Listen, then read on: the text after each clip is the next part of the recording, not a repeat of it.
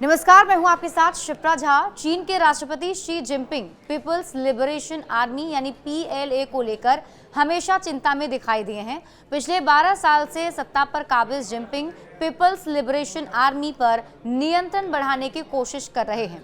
हालांकि उनकी एक कोशिश अब तक पूरी नहीं हो पाई है, लेकिन इस बार उनकी चिंता ज्यादा बड़ी नजर आ रही है और वो किसी बड़े मोड में नजर आ रहे हैं। हाल ही में पता लगा है कि जिनपिंग का पीएलए के आला अधिकारियों से भरोसा उठता जा रहा है। देखिए, सेना पर जिनपिंग का सीमित नियंत्रण है। पूर्व रक्षा मंत्री ली शांगफू, पीएलए के उप कमांडर देंग जिनपिंग और दक्षिण थिएटर कमांड के पूर्व नौसेना कमांडर ली पेंगशिंग जैसी कई बड़ी हस्तियां भ्रष्टाचार के आरोप में बाहर हो चुकी हैं। सेना में इस तरह की छटनी बाकी सरकारी संस्थानों की तुलना में ज्यादा रही।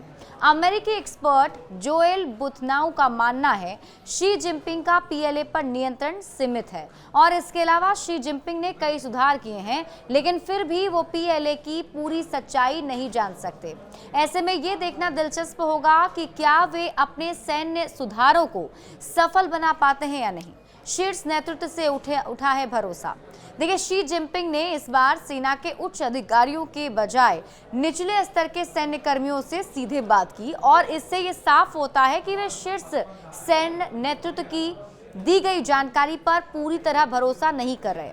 शी की नई योजना में सेना और नागरिक प्रौद्योगिकी के बेहतर तालमेल, खर्च में पारदर्शिता और मॉडर्न मैनेजमेंट सिस्टम को अपनाने की बात कही गई है। इसके बावजूद विश्लेषकों का मानना है कि पीएलए में मौजूद गहरी भ्रष्टाचार की जड़ें और पुरानी व्यवस्थाएं शी जिनपिंग के सुधारों में बाधा बन रही है।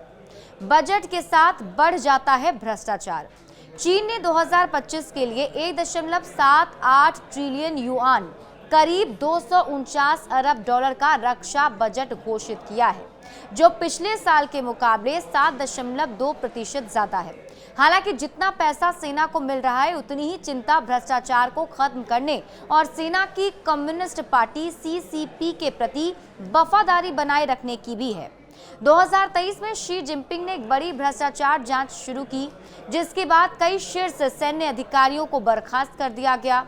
2024 के एनपीसी के वार्षिक सत्र में यह साफ हुआ कि पीएलए और सशस्त्र पुलिस बल पीएपी के 267 सदस्य शामिल थे, जो 2023 में 281 थे, यानी 14 सदस्य कम हो गए क्योंकि उन्हें भ्रष्टाचार या अनुशासनहीनता की वजह से हटा दिया गया।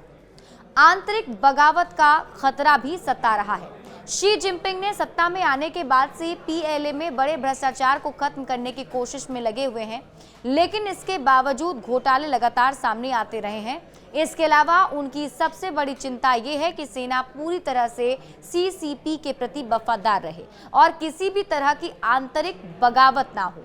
2027 तक सेना को बनाना चाहते हैं। देखिए, आधुनिक 2025 के सत्र में चीन के प्रधानमंत्री ली कियांग ने वैश्विक सुरक्षा पर चिंता जताई और कहा कि चीन के खिलाफ अमेरिका और अन्य देश मिलकर साजिश कर रहे हैं।